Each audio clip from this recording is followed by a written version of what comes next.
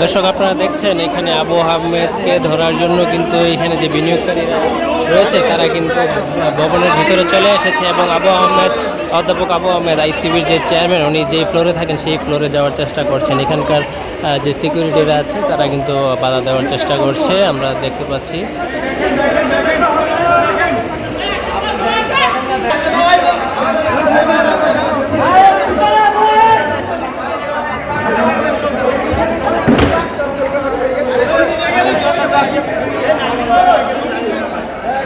আমরা রয়েছি বিডিবিএল ভবনের সামনে। এখান থেকে আপনারা দেখতে পাচ্ছেন যে বিনিয়োগকারীরা আসলে এখানে এসেছেন এবং অধ্যাপক আবু আহমেদ আইসিবির যে চেয়ারম্যান ওনার পদত্যাগ দাবি করে ওনার অফিস ঘেরাওয়ের জন্য এসেছেন। এখানে এসে জড়ো হয়েছেন, কিছু সংখ্যক ভিতরে গিয়েছেন, অনেকে আবার উনি যেই ফ্লোরে বসেন সেই ফ্লোরে যাওয়ার চেষ্টা করছেন। এখানকার সিকিউরিটিরা তাদেরকে অবশ্য বোঝানোর চেষ্টা করছেন। আমরা দেখতে পাচ্ছি যে পুঁজিবাজারে যে অব্যাহত দরপতন, সেই দরপতনকে কেন্দ্র করেই কিন্তু বিনিয়োগকারীরা আসলে মাঠে উত্তেজিত হয়ে পড়েছেন।